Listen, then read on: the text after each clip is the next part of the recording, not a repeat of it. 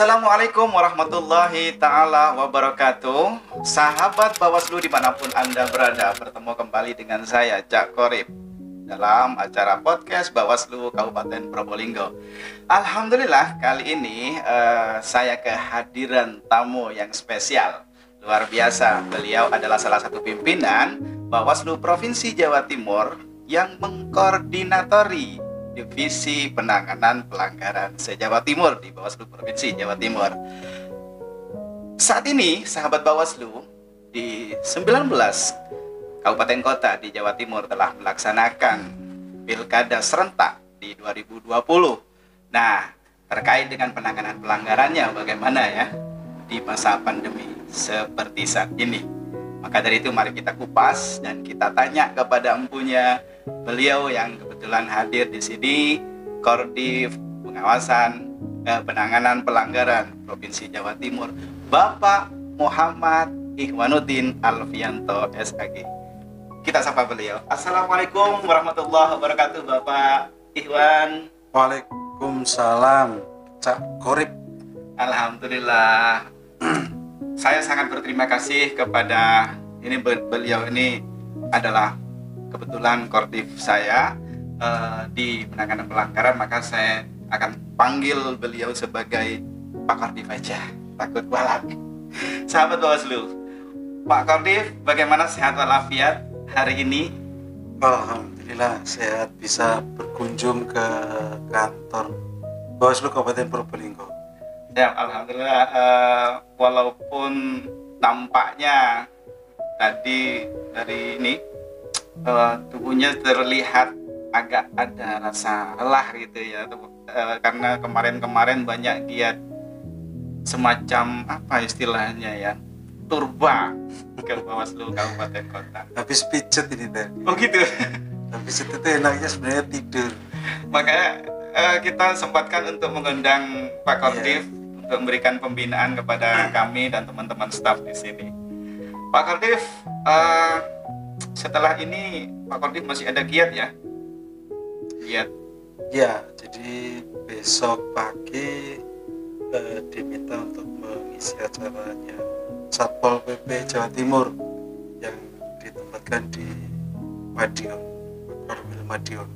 Jadi tidak hanya internal Bawaslu, tetapi juga undang-undangan dari eksternal itu jelang pilkada ini cukup banyak ya.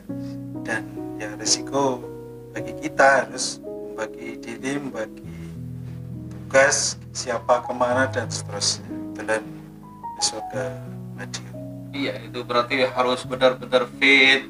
Bahkan dari hari ini sudah berapa kegiatan sebelumnya dan besok harus ke Madiun ya Pak Koordif ya. Luar biasa. Semoga Pak Koordif sehat selalu, dijaga oleh Allah dan dilindungi. Amin amin ya rabbal alamin. Sahabat Bawaslu, beliau ini adalah Koordif yang kalau menurut saya ini Koordif yang benar-benar apa ya, fight pada masa pilkada. Karena apa? Penanganan pelanggaran. Kemarin beliau itu berhasil dan sukses di penanganan pelanggaran masa pemilu 2019. Secara keseluruhan se-Jawa Timur penanganan pelanggaran bisa diselesaikan dengan baik. Tetapi ada yang menarik sahabat Bawaslu. Ada apa? Yang menariknya adalah dari kesuksesan pemilu 2019 ternyata beliau ini apa ya, akademisnya itu seorang sarjana agama. Loh, kok bisa sarjana agama bisa sukses menangani pelanggaran di Jawa Timur pada pemilu 2019? Apa resepnya ini? Pak Koordif, ini saya perlu tanya, ada hal yang menarik pada diri Pak Koordif. Pada pemilu 2019, secara keseluruhan penanganan pelanggaran itu berhasil dan berhasil ditangani semua, sehingga pemilu secara keseluruhan di Jawa Timur itu sukses. Padahal Pak Koordif itu kan dari latar belakang pendidikan sarjana agama, Pak Koordif. Saya heran, harus ada apa ya namanya ya, ada jawaban ini. Kenapa kok bisa seperti itu? Sarjana agama bisa sukses menangani pelanggaran di Jawa Timur Pak Korip? Jadi sarjana apa? Alam gaib. Alam Basis saya S1 saya adalah YIN atau STAIN waktu itu namanya. Tetapi jurusannya adalah syariah. Syariah itu hukum Islam. Jadi saya kira apalagi sekarang lulusan YIN yang dari Fakultas Syariah itu gelarnya SH. Sudah SH sekarang Sudah ya. SH. Sebelumnya itu SHI. Sejak 2002 itu SHI. Jadi saya itu SAG terakhir lah 2001 itu. Karena 2002 itu sudah mulai ada SHI, ada SPDI. Teman-teman saya di kampus dulu banyak juga yang jadi lawyer, yang beracara, baik itu di Peradi, di KAI itu banyak begitu.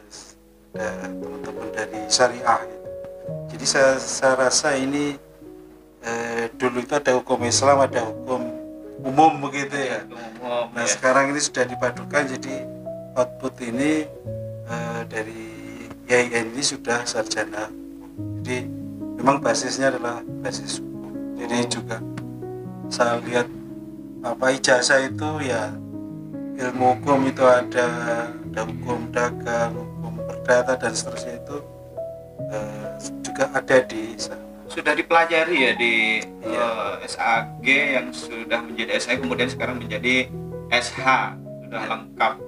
Dulu bahkan itu semua lulusan dari YIN itu gelarnya SAG dari jurusan apapun. Jadi 94 itu kan masih DRS, baru mulai tahun 95 itu SAG, terakhir di 2001 saya ini 2002 ini sudah sarjana hukum Islam, mulai sekitar 2 atau 3 tahun yang lalu sudah SH, jadi sudah spesifik. Wah, ternyata sudah dipelajari di SAG itu tentang hukum umum di mana PIH, PAI, hukum dagang dan seterusnya. Pengantar dasar itu sudah ada, sahabat Bawaslu. Tapi begini, kalau bermodal pada kualifikasi akademik saja, saya rasa kesuksesan itu pasti ada ya rahasia yang lain, pasti ada pengalaman sebelumnya ini pimpinan. Kira-kira pengalaman pimpinan di bidang penyelenggaraan pemilu atau yang berkaitan lah apa pimpinan? Ya, terima kasih. Jadi begini Mas atau Cak Korip ya. Siap. 99 pemilu 99 itu saya sudah jadi pemantau. Jadi berkecimpung dengan dunia kepemiluan itu berarti sudah 21 tahun. 21 tahun. Ya. Ketika mahasiswa itu jadi pemantau di pemilu 2004 saya jadi koordinator pemantau. 2005 ada pilkada saya juga jadi koordinator pemantau, 2008 juga demikian. 2009 masih. Nah, mulai 2010 saya ikut rekrutmen KPU Kabupaten Ponorogo waktu itu. Alhamdulillah belum masuk, tapi saya masuk di tahun kedua karena ada PAW. Jadi mulai itulah saya jadi pemantau, jadi penyelenggara di KPU. Sampai tahun berapa itu pimpinan? 2 periode di KPU sampai 2018. Sampai 2018. Berarti sih di KPU saya 8 tahun. KPU 8 tahun, di pemantaunya sekitar 10 tahun. 10 tahun ya. Aduh, luar biasa ini. Ternyata memang kesuksesannya itu dilatar belakangi karena beliau kualifikasi akademiknya sudah mumpuni, kemudian pengalamannya juga luar biasa. Makanya kemarin waktu saya sama sosialisasi di manapun, termasuk ke teman-teman SKPP, kader sekolah pengawas partisipatif, saya menekankan agar semua, khususnya anak-anak muda ini mengambil peran dan di dalam pemilu atau pilkada itu. Bentuknya apapun terserah, sebagai KPPS, sebagai PPS, sebagai Panwascam atau PKD, tingkat desa, pengawas tingkat desa, atau kalau tidak masuk itu semua jadi pemantau. Jadi itu pengalaman berharga untuk anak-anak muda, karena pengalaman di muda itu ternyata akan membentuk dan menjadi pengalaman dan ilmu yang berharga untuk kehidupan setelah. Jadi saya dulu cuma berpikir begini ketika mahasiswa itu, bahwa pemilu setelah reformasi itu kita juga ikut demo juga waktu reformasi. Masih muda, semangat. Kemudian pemilunya dipercepat 99 oleh Presiden Habibie. Saya cuma berpikir, saya berperan apa ya di pemilu ini? Saya tidur, pemilunya tetap jalan. Saya berbuat sesuatu, pemilunya jalan. Apa yang bisa saya buat? Menjadi KPPS waktu itu masih dominasi orang-orang tua. Betul. Sehingga kemudian ada pengumuman pemantau, saya ikut. Saya daftar, saya dilatih, terus saya memantau. Ternyata juga itulah yang kemudian menjadi pintu itu masuk saya menjadi penyelenggara pemilu sampai sekarang. Dan itu bisa diceritakan gitu, bahwa pengalaman itu memang guru yang berharga itu sangat betul sekali. Sahabat Bawaslu, pengalaman adalah merupakan guru yang sangat berharga, kata Pak Iwan. Carilah pengalaman selagi masih muda, jangan menunggu sampai tua. Nah, ini pesannya beliau ini, sehingga beliau bisa sukses sampai sekarang ini. Pak Kordif dan sahabat Bawaslu, kita ingin mendengar karena beliau adalah Kordif pengawasan penanganan pelanggaran dan juga beliau saat ini sedang masih menjabat sebagai PP di situ penanganan pelanggaran, dan sekarang ada pilkada serentak 2020 bersamaan dengan masa pandemi COVID-19. Nah, ini kita harus tanya ini pada beliau, bagaimana Pak Kordif terkait dengan penanganan pelanggaran di masa pandemi yang saat ini ada pilkada di 19 kabupaten kota di Jawa Timur. Kita ingin beri informasi kepada sahabat Bawaslu di berada. Ya, pilkada di tengah pandemi ini memang berat, ya. Berat itu ya diharapkan orang itu kan di rumah, mengurangi aktivitas, tidak berinteraksi, tidak berkerumun. Tapi meskipun pilihan ini berat, tapi harus dilaksanakan karena ini perintah undang-undang. KPU dan Bawaslu tetap menjalankan. Nah, cuman KPU Bawaslu siap melaksanakan pilkada ini dengan satu syarat, bahwa protokol kesehatan harus diutamakan, sehingga pilkada 2020 ini adalah mungkin satu-satunya pilkada di tengah pandemi dengan protokol kesehatan. Misalnya seluruh petugas pakai APD, kemudian kampanyenya hanya dibatasi tatap muka maksimal 50, nggak ada rapat umum, nggak ada arak-arakan, nggak ada pengumpulan massa dalam jumlah besar. Terus kemudian lebih banyak sifatnya ke daring dalam jaringan. Debat publik juga dibatasi hanya paslon sama satu LO yang masuk. Yang lain silakan melalui YouTube, melalui TV, melalui media-media lainnya. Jadi ini memang disetting sedemikian rupa agar pilkada ini sesuai dengan protokol kesehatan pencegahan pandemi. Termasuk nanti di TPS.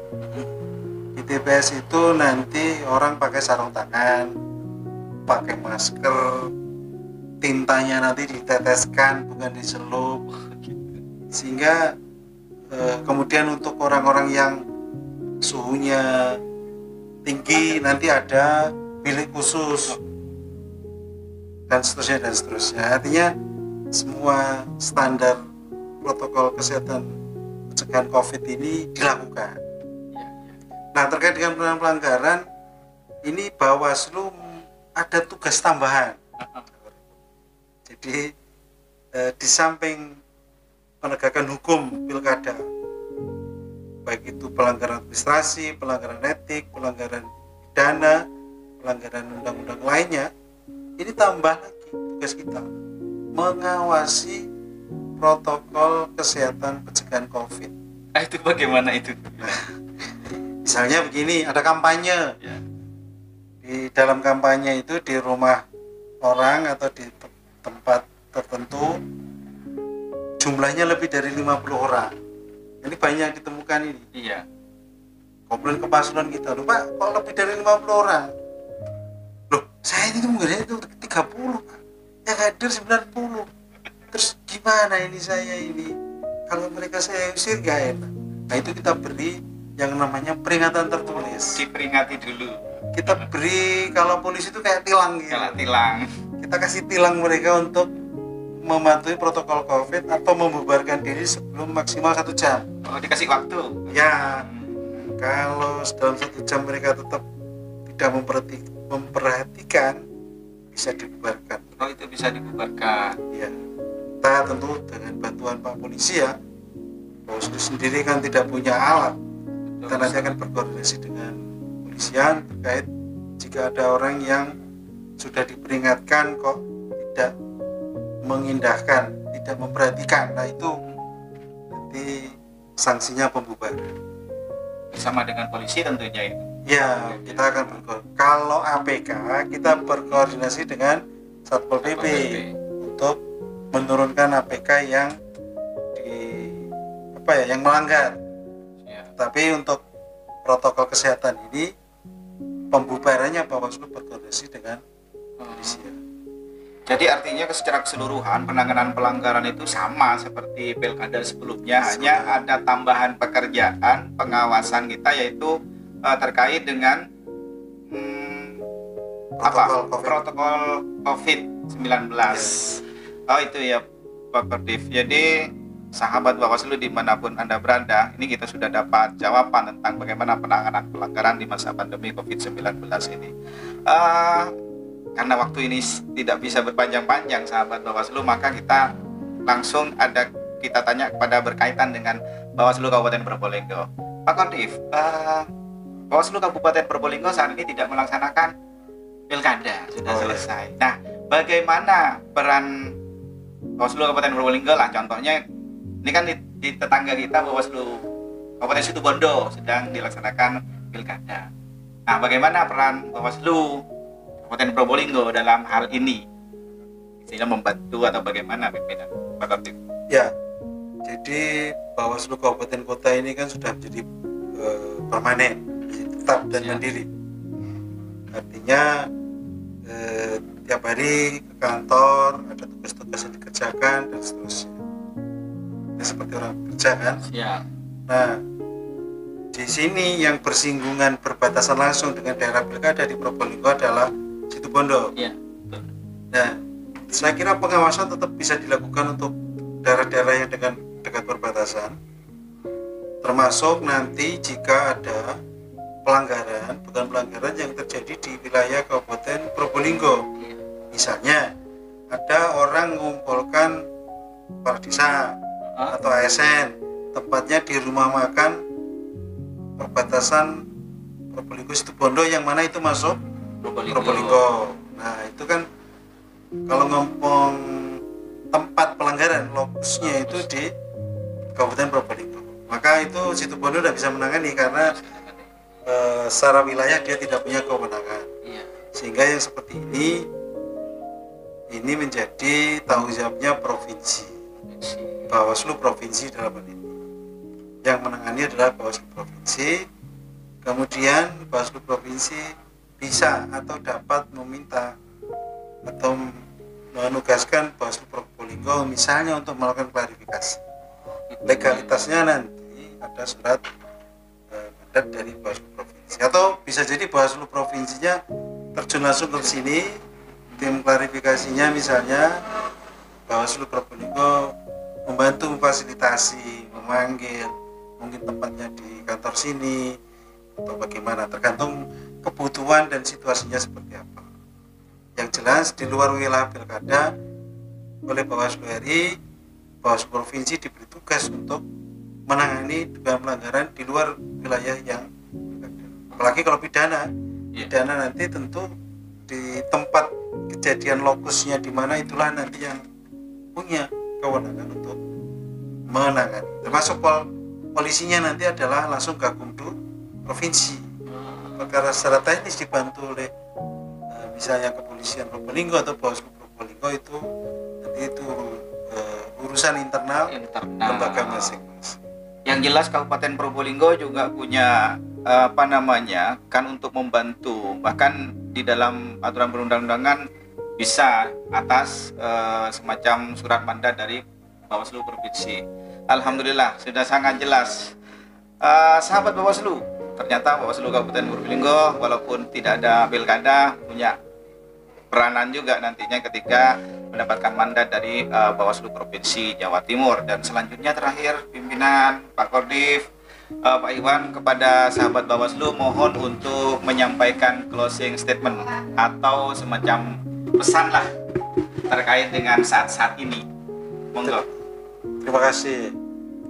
Jadi untuk closing statement ini, pertama saya salut teman-teman Bawaslu Probolinggo, meskipun tidak ada tahapan pilkada atau pemilu, tetap masuk, tetap berkegiatan dengan banyak varian kegiatan. Jadi dalam rangka meningkatkan kapasitas staf, kapasitas SDM untuk salah satunya mempersiapkan pilkada atau pemilu berikutnya. Dan yang kedua, siapapun yang melihat acara ini, khususnya masyarakat, bahwa pilkada 2020 di tengah pandemi ini kami meyakinkan kepada masyarakat, khususnya pemilih di wilayah-wilayah yang pilkada, untuk 9 Desember tetap datang ke TPS dan menggunakan hak pilih. Karena meskipun pandemi, di tengah pandemi, pilkada ini harus sukses. Kesuksesan itu adalah salah satunya kehadiran pemilih ke TPS.